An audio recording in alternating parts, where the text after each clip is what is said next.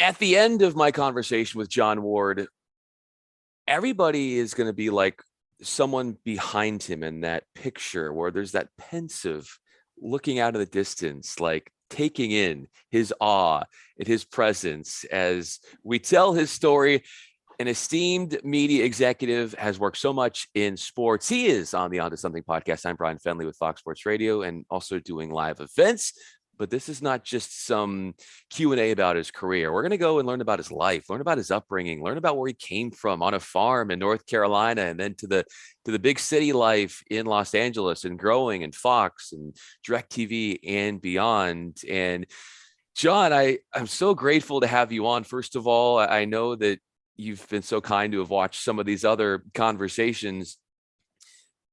To go from such humble beginnings and to be in a spot in your life when you were growing up where houses were separated by a quarter of a mile, to then hit Los Angeles, the culture shock that came, how initially when you made that move did you deal with that? Well, Bryan, I appreciate being with you today as well. Thank you for the opportunity. Well, it was a little different, Bryan, to say the least. The first apartment that I lived in Los Angeles, I remember one morning getting up to just brush my teeth and looking out the window, and there were three guys just staring at me from the building. That the buildings were this close together there in West Los Angeles and Westwood actually. And that's when I knew I wasn't in Corpy, North Carolina anymore. So, but not a lot different. I mean, people think people in cities are rude and cruel. You know what? I had those growing up in Coral Peak, Bryan. To be fair, I think there's a lot of similarities. That the space is the biggest difference. I think when you realize, like, wow, I live in this uh, hut. I mean, it was a small one bedroom apartment, and I grew up in a big home, and it had especially a yard, lots of space to go outside and do things. And you can do that certainly in Los Angeles as well, but you've got to take some effort. So that was probably the biggest difference, space, I think. John, when you were a child, what would you do to embrace being out in the countryside and being one with nature? And like you said, having all that space and really savoring it. Lots of time outside. I mean, there was a day that we didn't do things outside. It's funny. I'm right-handed, but my dad was a big baseball player, and I grew up loving to play baseball. But because my sister was much younger than myself, and I didn't really have friends necessarily to play baseball with, my dad bought me a plastic bat and plastic baseball. And so what I would do is I would hold the bat at the bottom of the bat with my right hand and use my left hand to kind of throw the ball up and just slap at it with the bat. And then as I got older, my father encouraged me, like, if you're going to play baseball, you've got to put both hands on the bat. So that's how I actually grew up learning to bat left-handed. Is my right hand was at the bottom of the baseball bat.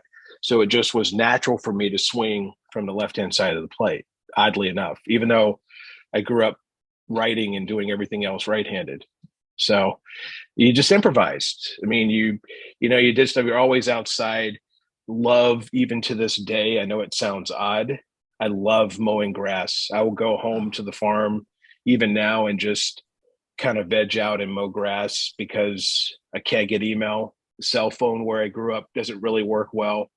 And you just turn everything off and you can see things happen. I know it sounds ridiculous, but I'm a big sort of operational, how do I make things happen and can I affect change? I know it sounds kind of corny and people listening are going to think I've lost my mind, but when you mow grass, you make progress. It sounds weird, right? You show you're working and you're doing something. And like I said, I've always enjoyed being outside. I think that's what I really try to do wherever I'm at, is to go outside some part of the day. I think it's very important. It's a tangible, visible progress that you see, and it's easy to measure. It's right in front of you. The progress that you made coming out of NC State and then deciding to make the leap to the West Coast, where did you start to finally see the progress being made, sort of like you mowing grass? Clearly, I've always had, and what I've always tried to be now as my career has gone on, I've always had mentors. And I had a really close mentor that I grew up with named Beth Polson, who had her own production company out in California. She is the one who encouraged me from the very beginning that if this is something I really wanted to do, that she would be there to support me. And I was, I actually lived with her the first 2 months. I lived in California. She lives in Pasadena. And she was the one that really encouraged me to give Los Angeles a chance. I didn't look at it as I was running away from where I grew up. In fact, I had done internships, Bryan, at an NBC affiliate in Norfolk, Virginia. As you said previously, I went to NC State. I looked all over the area and tried to find jobs after I graduated from college, and they all wanted me to start in a smaller area, believe it or not, like Little Washington, North Carolina, or some other smaller market in the South. So when Beth offered me an opportunity to go to Los Angeles, I figured I'll never know. If I don't try this, I'll never know what could have been. So I always viewed that the farm was here, and certainly my family was here, so I could always come back home if I really wanted to. But she's the one who encouraged me to give California a real shot, How and do I'm you glad she did. Well, and yeah, and we're going to talk more about what that's led to. John Ward is with me. I'm Bryan Fenley. How do you feel like that idea that you just talked about, John, living life with no regrets, making that move initially and going and working for her production company, but the idea of living with no regrets, how do you feel like that has been symptomatic over the course of your career, not just in that one instance, but you've gone to that over and over again? You got to take chances. If you don't take chances in things that you're doing, you get comfortable. When you get comfortable, you don't learn. And I really believe that if you stop learning, you start dying. I've believed that my whole career. It hasn't always been easy, but I've found that every experience, and this is what I tell so many people that call me for counseling or mentoring, whichever you choose to call it. You learn something from every experience, good or bad. It doesn't matter. Hopefully it's not so bad that you just, something horrible happens. But I think you take every experience and you take the good pieces. I mean, for me coming along, I tried to emulate leaders I really thought a lot of, and the things and characteristics of people that I met along the way that I didn't necessarily think were the best fit for me personally. I just kind of left those aside. So I think that I definitely have my mix of my core beliefs and values, but I've taken a lot of what I learned from people along the way and try to kind of mold it together. And I'm constantly still learning. I mean, every day you just, every interaction, I've always been a big networker with people, companies, not necessarily interested in working for them necessarily, but understanding what they do and how that might somehow apply down the line to what I want to do as my career continues to progress. So I think it's just important to be willing to take chances and to do things that are different and understand that if you fail, you at the time may think you have failed, but as time marches on, you realize you didn't fail. You just learned about a different way to do something. Oh, that's a great point. And obviously the mentors have played a role in you developing the sage judgment on if something might work out, if it's not. But you internally, from a standpoint of you knowing what's right, your intuition, how much credit do you give yourself for what you've done? I know you're very humble, and there's many people along the way that have helped you, but where do you feel like you've injected yourself into having that intuition and that savviness and that foresight that's also contributed to what you've done? It's gotten better over time, no doubt about it. I think when I first got to California, I was much like a sponge and absorbed so many people and different experiences. And I'll tell you, I try to be a little modest about this, but on this point in particular, I'm pretty good about sussing people out and certainly opportunities. I've had a lot of chances and a lot of good experiences based on a lot of my judgment, but certainly a lot of the input that I confide in with friends and colleagues. But I think your sense of what's the right thing to do or what's a good fit gets better with each experience. Bryan, I'm a big Eagles fan, and Don Henley used to write about, people would put a lot of pressure on him personally to write songs and the Eagles to keep performing and doing these albums, and we want new material. And he always spoke about, I have to live life to fill up the bucket again. And I always thought that was so poignant, right? You've got to have those life experiences. I'm not going to sit down and write music. That's going to shock a lot of people as they hear this, but you're influenced by your everyday experiences and things that you learn and things you learn not to do. And I think those all formulate and help you try to guide you into what you want to do next, but two, guide you into being a better person. I'm real big into that. How do you make yourself better, but how do you make yourself better outside of all this media stuff too? I think that's probably, as life has moved on for me, it's become, I still love media. I still care about my career, but having a bunch of things happen personally, it kind of really, really brings you back to like why we're all here. I know it sounds kind of deep, but it's, I took some time off in the middle. We had a bunch of personal things happen. And aside from dealing with the family pieces that were certainly available to work on, man, what a period of time to work on me personally. I really got a lot of things kind of mentally right about me during that time because I wasn't influenced by all the things that had been kind of chewing up the time. You look up, Bryan, you're going to realize one day it's like 20 years later, 25 years later, and you remember things along the way. But then you kind of think back on, wow, knowing what I know now and the experiences I've had, I would have done these things differently. Not bad, but just differently. That's what sort of the world of life is about, right? Learning and adjusting and pivoting. There's the word for you, pivot. And John, what did you learn about yourself through that self-reflective period that you didn't catch from earlier? And maybe, certainly outside factors, adversities, they make us, inspire us to want to work on ourselves. I think, towards the end of being at DirecTV, and then when AT&T came in and bought DirecTV, and I was there for the 3 years, consumed with work pretty much. I don't think I neglected my family and my wife and friends, but it clearly, the end all and be all for me was work for a period of time.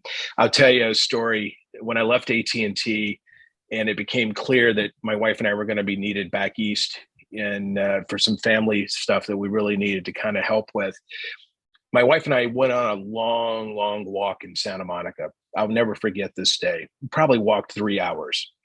And I started pointing out all the new structures on Ocean Avenue there in Santa Monica.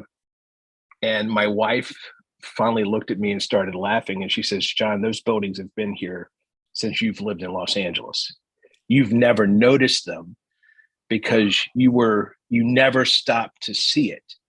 You went on a walk, but inevitably you would be on the phone with someone or you're checking email or you're listening to music. You didn't really kind of take it all in. And I think for me, that's when it hit me to really stop and look around and understand the world at a higher level than just work. Don't get me wrong. I love work. I love working hard. But I think that time off for me, Bryan, really, when I got back to working after taking that time off, I was way better than I'd ever been. I would have loved now to have done another 5 years at DirecTV, but knowing what I know now, I think I did it well. But I think that I probably would have been a better boss. I think I was a pretty good boss, but I think I would have been a better person, frankly, with a little more balance. Well, what do you think, John, that mental clarity that you've gained, what that would have looked like if certainly we were to go back and see how you could have used that earlier in your career and what differences would have come because of it? I think, you know, in this business, Bryan, for certain, we've both worked for people. It's a very demanding business, and clearly people handle pressure and stress very differently. We both have worked for people who are just, raving lunatics, and we've worked for people that you barely know if they're breathing, right? There's kind of no real middle ground there between people. I definitely was never sedate.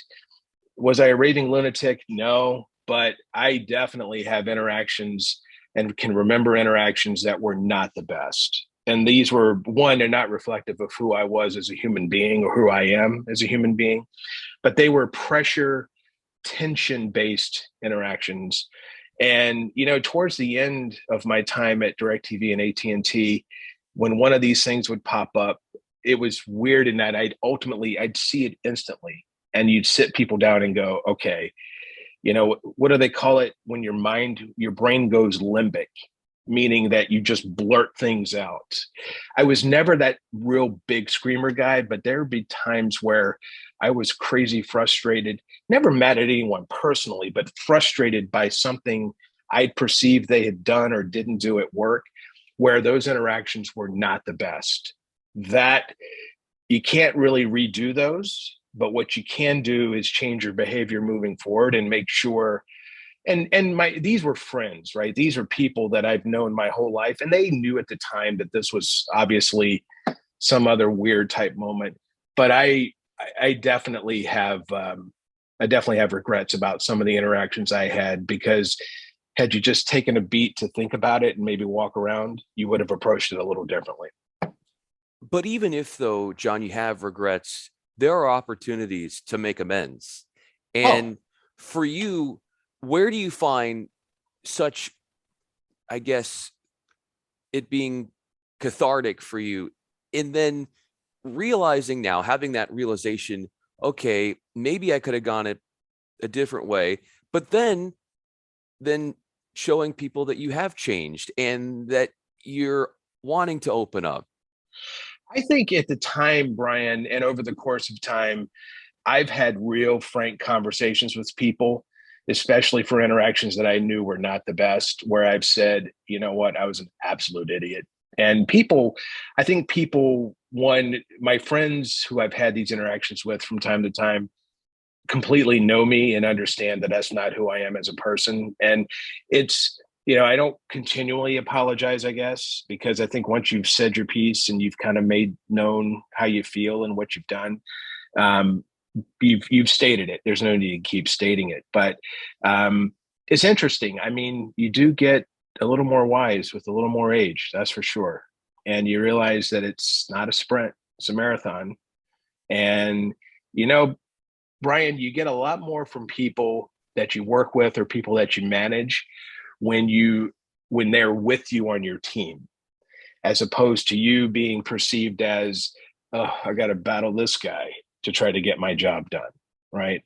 I make myself sound like I was this horrible person. I don't think that at all. I just think these interactions, I had less than stellar interactions on several occasions that were all just complete tension, frustration, pressure, tons of pressure at the time. I could have handled that way differently. And I think as time moved on, I look back on it now and go, geez, that was nothing. That was absolutely, to get so worked up about some of that nonsense was like the most ridiculous stuff ever. That's what's so funny about it. Well, think about it, John. We all have had moments like that. So Oh, yeah. it's not, yeah, I mean, you're just being real. We all, in the moment of stress that the business can be, have had these things. So that what you're saying is not really different than anybody else essentially in this business. It's just that you have developed this ability to be, I guess, so aware, self-aware of yourself now. And I wanted to go to when you got going with Fox and how Sure. that all came about, because here you are, not too long, you had not too previously, you had recently gotten out of high school and college, and you were still kind of a young pup here. And then you got a phone call, and Fox came around right when things were really starting to boom for them. Yeah, I was in the right place at the right time. I was working at a Fox News entity before the news channel started, but it was part of Fox. It was a news magazine show back in 1993. And that's how long ago it was. Fox got the rights to the NFL in late 93, starting with the NFL 94 season.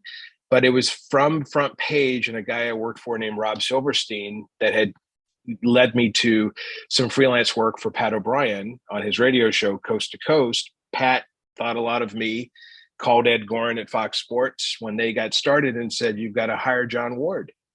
Ed calls me as Front Page was winding down and said, "I'm Ed Gorin and we'll see you on June 5th." And I said, "Great. Start what? And who are you?" I had no clue who Ed was and starting what, but it was really from impressing people along the way and connections, and Pat especially with Ed. And Ed took a big chance on me, Bryan. I had never worked on live television, live sports television for that matter. I'd done internships at TV stations and knew enough about how the live environment was.